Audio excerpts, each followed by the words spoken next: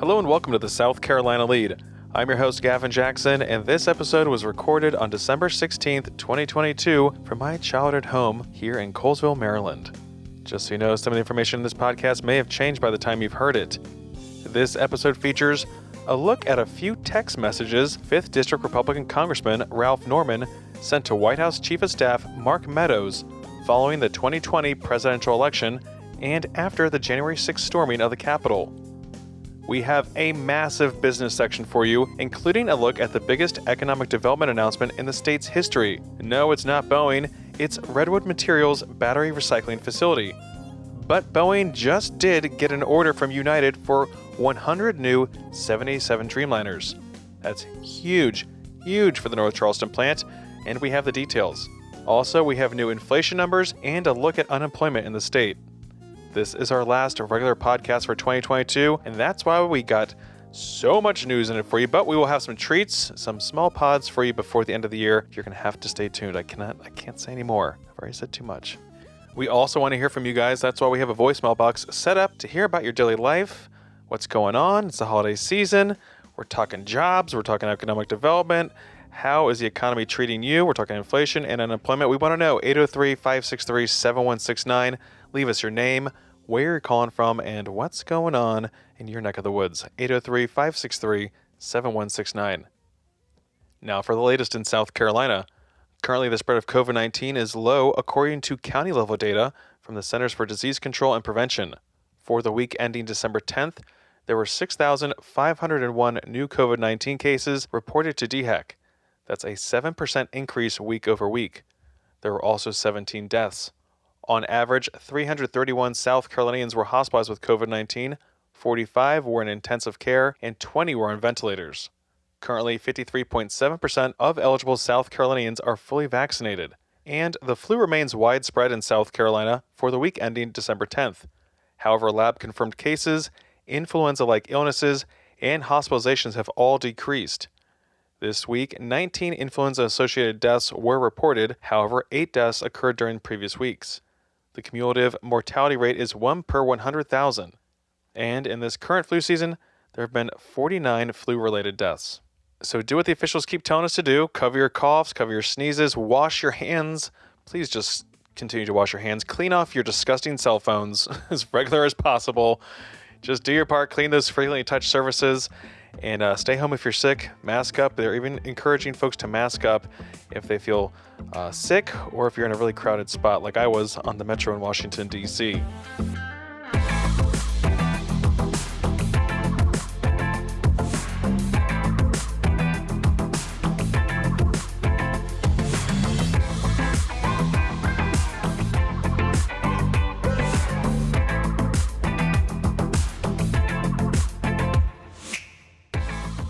We're starting off politics with some of the biggest political news of the week. 5th District Republican Congressman Ralph Norman called for President Donald Trump to impose martial law during his last days in office as a way to hold onto power as Republicans sought to influence the outcome of the safe, secure, free, fair, and accurate 2020 presidential election. This text message was sent to Trump's Chief of Staff, Mark Meadows, on January 17, 2021. That's 11 days after a violent mob of Trump supporters stormed the Capitol in an attempt to prevent the certification of election results.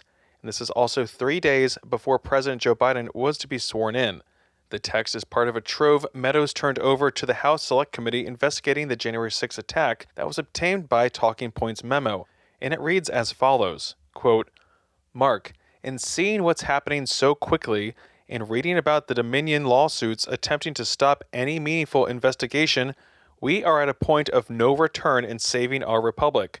2 exclamation points. Our last hope, all caps, is invoking martial law. 2 exclamation points. All caps. Please urge to President to do so. 2 exclamation points. Ralph Norman. End quotation.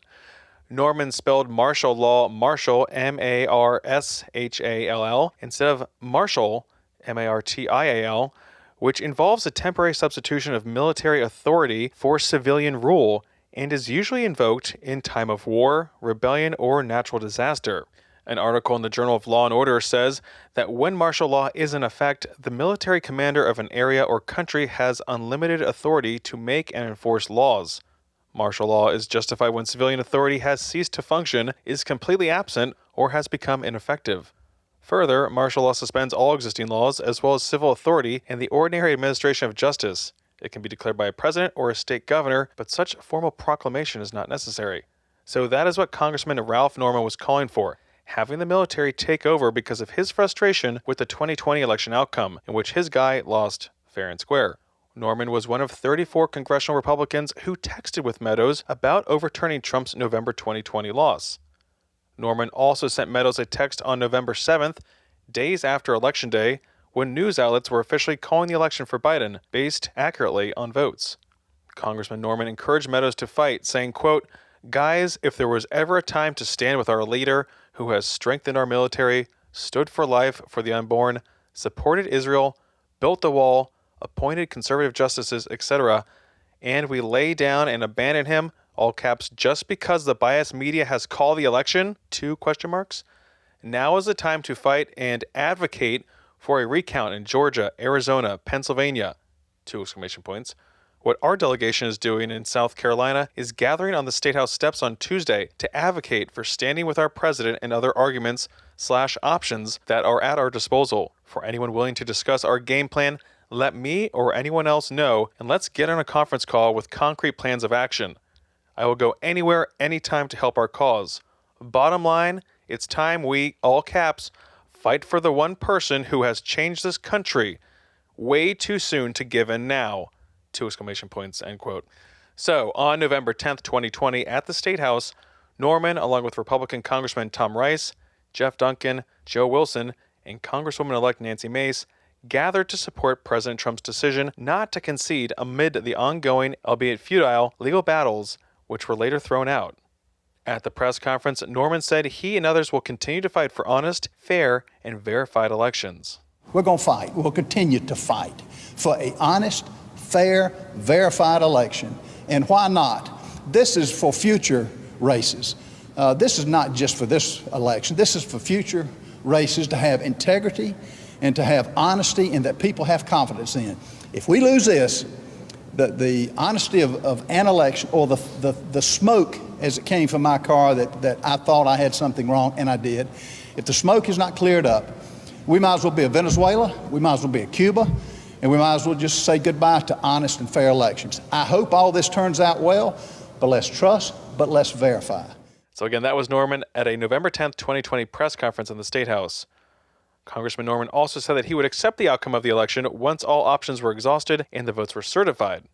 Talking Points memo said that as the electoral certification approached, members of Congress sent Meadows messages expressing concern and anger that some Republicans were not backing their efforts.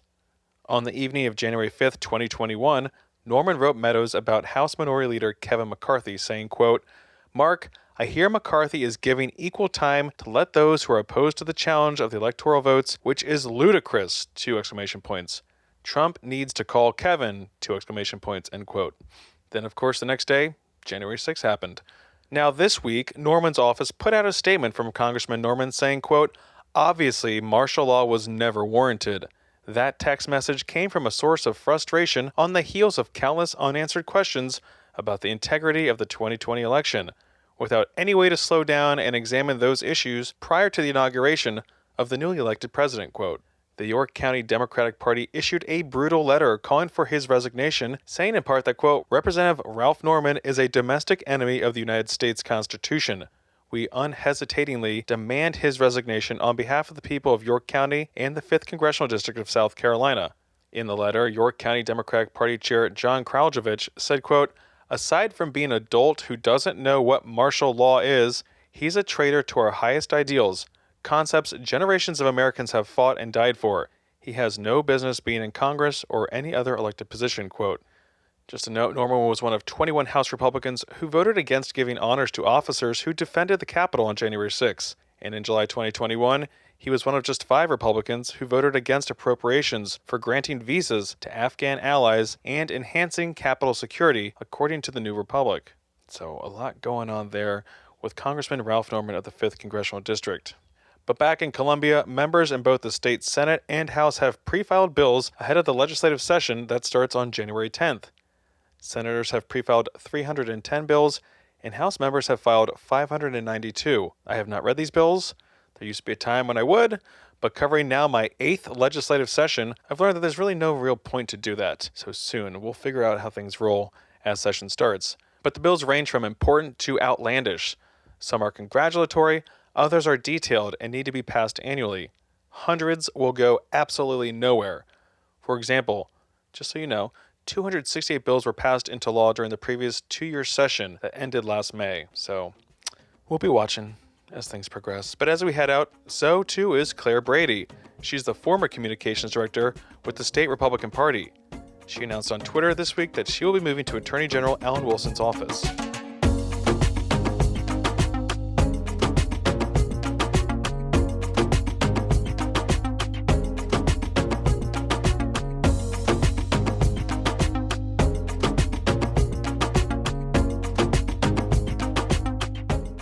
All right, we're going to keep the theme of big sections going with a huge business section. That's because we got some big announcements. Leading off, Redwood Materials, which produces critical battery components for electric vehicles, made it official this week with its plan to build a massive battery recycling plant in Berkeley County to the tune of a $3.5 billion investment and the creation of 1,500 new jobs. The Carson City, Nevada company was founded by Tesla's former chief technology officer and co-founder, J.B. Straubel. The company is seeking to create a circular supply chain for electric vehicles by onshoring production of the most critical components in batteries, the anode and cathode, to drive down costs and emissions while securing the supply chain within the United States. Anode and cathode components are not currently manufactured in North America. Here's J.B. Straubel. And currently, anode and cathode components that we don't hear that much about, but they're actually the most expensive components inside of a battery, and therefore the most expensive components inside of an electric vehicle. You know, today, these components must be sourced from a 50,000-mile, very long, very vulnerable supply chain, almost entirely from Asia. And as a result of that, U.S. battery manufacturers, U.S. OEMs, and ultimately U.S. customers will end up spending over $150 billion in Asia for these components over the next decade if we are not able to localize that supply chain. And localizing the production of these critical battery components, ensuring these materials are recycled along the way, is absolutely our best way to both drive down the costs of those components and the resulting batteries, but also to reduce the emissions associated with that and to reduce the geopolitical risk of this secure energy transition. All battery components will be built from as much recycled material as possible, the company said. The more than 600-acre campus located at Camp Hall Commerce Park in Ridgeville will initially produce enough anode and cathode material for 100 gigawatt hours of battery cell production, or 1 million electric vehicles each year, according to the company. Here's J.B. Straubel again at the announcement on Tuesday on how South Carolina is becoming a part of a better-defined battery belt in the country. Many of our existing partners, such as Toyota, Volvo, VW, Ford, Panasonic, and Envision AESC, all located in the same general region where we're operating here. This is really defining the battery belt, and I think people have seen, an announcement almost every single week of a new battery gigafactory, coming somewhere in the same region or in the U.S. generally. This facility here will build the supply chain to support and provide components to those gigafactories. This will also give us a chance to recruit and build a workforce here, a world-class workforce. Part of why we're so excited about this site is that Charleston is one of the top cities, to live and work in the country. We will hire many of our employees, from the local region, but it's still critical to us that we can recruit efficiently some of the best and brightest talent from all over the country and all over the world. And we're confident that Charleston will be an attractive place for those people to call home in the future and giving us the ability to recruit some of the very best employees. Now, across Interstate 26 is Volvo, which is building its own battery plant.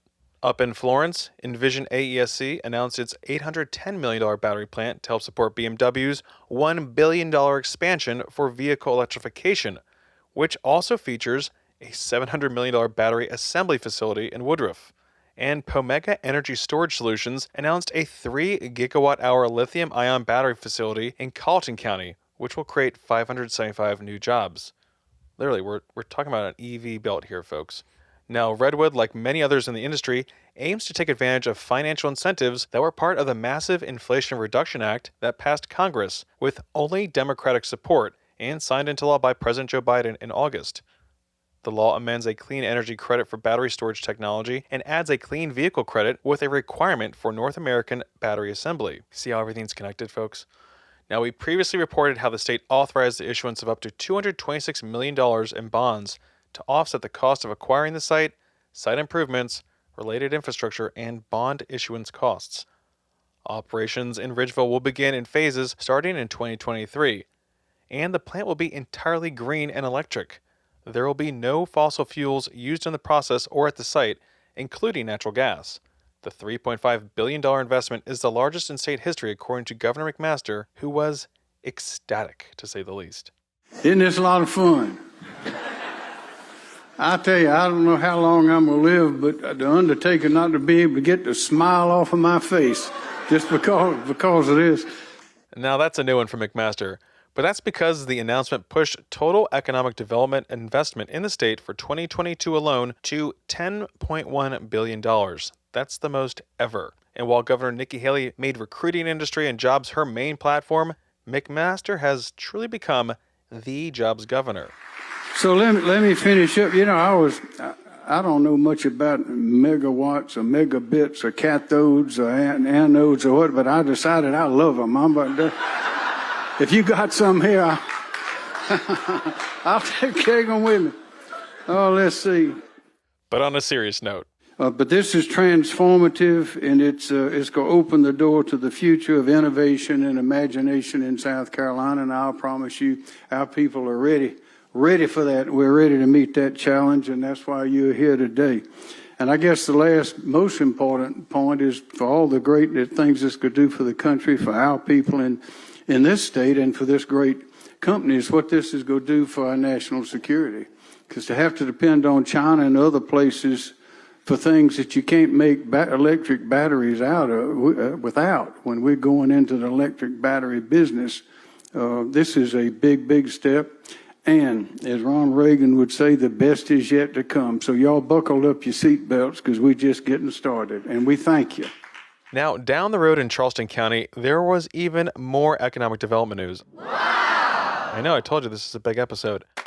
Boeing announced an order from United Airlines for 100 787 Dreamliners and the option to purchase 100 more. Ooh. This is the biggest Dreamliner order ever, and if United takes the options on all 100, the largest airliner order ever. The order is a jolt for production of the twin-aisle aircraft used primarily for long-haul flights, which has been delayed from May 2021 through August 2022 due to manufacturing flaws. The Federal Aviation Administration approved inspection and modification plans, and deliveries of the aircraft resumed in August. Boeing became the sole 787 production facility in early 2021. Now, this United order also includes 100 737 MAX jets, exercising 44 existing options and placing 56 new orders. You may remember that the FAA also cleared the 737 MAX to return to the skies in June 2021, 2 years after it was grounded due to crashes that stem from the MCAS system, which pushes the nose of the plane down to prevent a stall when the nose is detected as being too high. Now, all that being said, Stan Deal, CEO of Boeing Commercial Airplanes, praised the massive deal with United, a long-standing Boeing customer. And the 737 and the 787 will help transform the landscape at United Airlines. Environmental efficiency is a big step forward when they renew their fleets. The 787 will help continue to open up new international markets and growth. These airplanes are capable of burning 50% biofuels. By 2030, we'll have them capable of delivering 100% biofuel, continuing the environmental story, and we will assure United's fleet of these airplanes gets that capability too. United CEO Scott Kirby said that the long-standing relationship with Boeing and the current order is representative of the trust he has in Boeing. This relationship is key as United works to be one of the biggest airlines in the world. We did what we had to do to get through COVID, to get through the crisis, but we always kept our eyes focused on the future. And, our people just changed everything in a good way about the culture for the company. When I fly around on United or other airlines even, I hear all the time from customers about what a difference it makes at United and how great people feel to be flying United, and that's because of the employees. And that let us be different at United than every other airline going through the pandemic. And today's order is just another step in the process that we started in the middle of at the beginning of the pandemic. It's admittedly a really big step to buy 200 wide bodies, but it's one more step. At the beginning of the pandemic, we decided not to retire wide body aircraft like most of our competitors did. Only airline that negotiated a deal with our pilots union to keep everyone in position, in seat, so that we could come back in full for the recovery. We started building simulators during the middle of the pandemic. We did the historic United Next Order, last summer, and now this. And that really sets United up to realize our destiny. And as we're coming out of the pandemic, we have become the de facto flag carrier of the United States and the leading airline around the globe. United is the 6th largest airline in the world by seat capacity and is behind domestic competitors Southwest, American, and Delta. But United flies the most Atlantic and Pacific flights than any other airline. The order will create 120,000 jobs throughout the country and should mean a ramp up for Boeing. Production was around 1 per month, with plans to move to 3, then eventually 5 early next year. During Boeing's third quarter earnings call, CFO Brian West said, quote, "We continue to produce at a low rate and will gradually return to 5 planes per month over time. Near term, the supply chain remains a key watch item for 787 production and deliveries. Longer term, with more than 400 airplanes in backlog, we anticipate higher production rates due to the expected wide-body market recovery. As customers return to medium-term fleet planning, we continue to have positive discussions with our customers on the 787, quote. And again, that was CFO Brian West in October. Now, as of November 30th, 21 Dreamliners were delivered this year, which started again in August. There is a backlog of 482 orders, and there were 38 orders made this year before the United announcement. Now, speaking of flying, Spirit Airlines announced it is adding Charleston International Airport to its route map with daily nonstop flights to Fort Lauderdale, Newark, and Philadelphia starting in April 2023. This according to the company. Flyers will also gain international connection opportunities through Fort Lauderdale, which is home to one of Spirit's largest operations and its primary gateway to Latin America and the Caribbean. Introductory fares are starting at $49 one way for travel on Tuesdays, Wednesdays, and Saturdays only. Flyers traveling between Charleston and Philadelphia can enjoy an introductory fare starting at $39 for one-way travel, and possibly AT Shire. Go Birds! Now let's pivot to some new data. Keeping it statewide, the unemployment rate remained unchanged at 3.3% for November. Every county saw a drop in unemployment, and the top industry gainers were education and health services with 1,800 jobs, finance with 1,000, and government with 800. The top industry losers were professional business services at negative 2,200 and leisure and hospitality at 1,400, with construction rounding out the top 3 at negative 700. Matt Martin, an economist with the Federal Reserve Bank of Richmond, gave reporters this overview of the labor market on Friday. Overall, labor market in South Carolina remains strong as of November. The payroll growth number year over year is at 3.7%. That's above average for states in the U.S. There's some that are stronger, but many more that are not as strong. And 3.3% unemployment, that was unchanged from October, is a very strong number as well. And if you look at the year-over-year data, all sectors are up strongly with the exception of construction, which is down 4.5% in payroll employment year over year. So it's the last year has been pretty broad-based as far as employment gains. That brings up the month-to-month changes, which, if you look at the top line number month-to-month for payroll, it was essentially flat. There was a decline of 1,100 jobs reported, but that amounts to a 0.0% change. It's pretty small. So for the month, they're basically a stall in employment gains. And look at this. I'm sticking inflation as a footnote to this section on the way out. The Bureau of Labor Statistics said that the Consumer Price Index rose just 0.1% from the previous month and increased 7.1% from a year ago.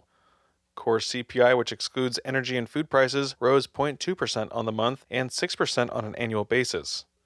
Now, inflation has ticked down steadily from a record 9% in June.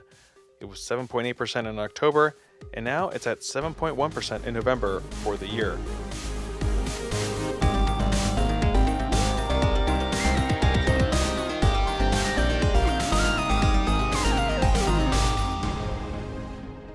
Welcome to the wind down section, our little break from the news. We talk about life during the pandemic, and we want to hear your stories as well. Tell us how you're handling things. It's a December to remember event. But please remember it. We want to know how your Honda days are going. Give us a shout, 803-563-7169. The Hopper is always in need, and at this time of year, even more so. We'd love to hear from you guys. She's always hungry. Yeah, the Hopper's always hungry. Come on, feed. But we have one. We have one here. I'm sorry I had to make you wait all the way till now. It's a great call. It sort of brings in a little bit of Spoleto for me, which is it's a little triggering. Yes. But I think I can make it through. I was wondering if there was going to be another economic development that we announced. What we have to talk could about. you imagine? Could you imagine if we had another economic development? Breaking here on the lead. Gavin, this is a $1 billion giga voicemail. Okay. Oh my gosh. Yes. Can't we just wind down in peace? Here we go. Hi, Gavin and AT. This is Caleb calling from Charleston. It's an incredibly busy time here. I'm the resident lighting designer, and I'm the co-coordinator of the Theater Wing's high school apprenticeship program. Sorry, that's a mouthful. At the Charleston Stage Company. We've just opened both A Christmas Carol and the Best Christmas Pageant Ever down at the Dock Street Theater this month. I wanted to really take a minute to brag about our high school theater apprentices and all these child actors in Christmas Pageant and Christmas Carol. They've just really done a fantastic job on these shows, and I couldn't be more proud. It's really great to be a mentor to so many fantastic students.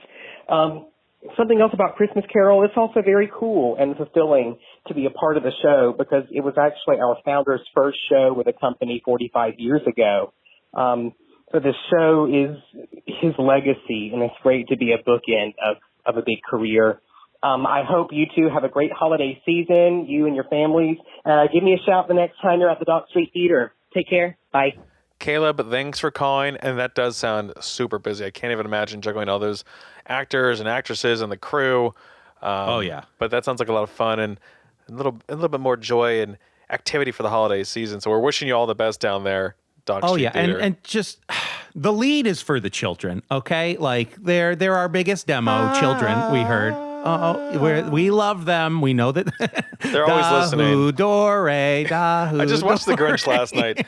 The Dr. Seuss version is the only version I care to watch. I agree. I agree. I'm a big Jim Carrey guy, but I don't like the Jim Carrey. I just don't have time. In the 30 minutes, Dr. Seuss got it right. Bing, bang, boom. It is. Boop, ba, bo, wee, whoa, woo. It's so good.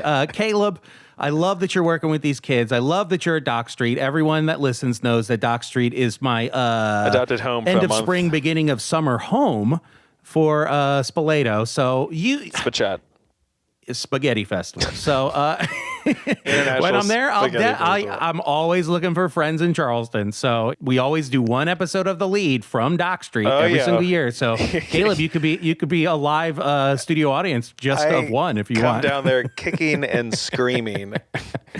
And I said, look what you make me do, AT. Look what you're making me do. This is what you do to me. This is what you do. And when people say I don't give, I say I never stop. You know this. You guys criticize me, but I never stop giving. Truly, Gavin, the present is your presence. Okay? And I'm so selfless about it. Like, you're making me talk about it right now. I don't want to do this. Here we are making you talk about it. You're making me do it. Lying in your childhood bed that you have to sleep crooked in. So I feel like a scene from Willy Wonka with all the old people. Yes. Gavin is sharing the bed with three other people. I'm not lying about not being able to get out of the bed. Yeah, Gavin will get up. He just doesn't want to. Oh, Grandpa Joe, geez. You could walk the whole time? Interesting. Anyway, this was a long show, so we're going to cut this short. Caleb, thank you for calling. People, please call if you want to get in. The end of the year spectacular event. Get it off your chest now. Come on, we got a wind down to remember coming up next week. We got great APR on these calls that you can get in right now, but the price goes up if you wait too long. You heard so those please inflation call numbers. in. You heard those inflation numbers. Please call in. Yeah, the inflation's down. You got to call. Yeah. So please call in. Have a good weekend. Have a good holidays. Merry Christmas and whatnot. Watch 1899. Gavin, give them the All these outro. calls to action at the end there. I don't know if we can even air those. But yes, like AT said, happy holidays, folks. We're going to have a special wind down section for you and another episode for you before the year's out. So stay tuned and give us a shout. You might end up on the show, 803-563-7169. Be like Caleb and do your part and give us a shout. We'd love hearing from you guys. And you can also, if you don't want to talk, hey, shoot us a review on Apple Podcasts. We love those too. And you can stay up to date with the latest news on scetv.org and southcarolinapublicradio.org. And don't forget to support your local newspapers. For the South Carolina Lede, I'm Gavin Jackson. Be well, South Carolina.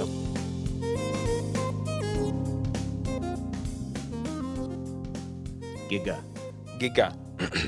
They call them gigafactories.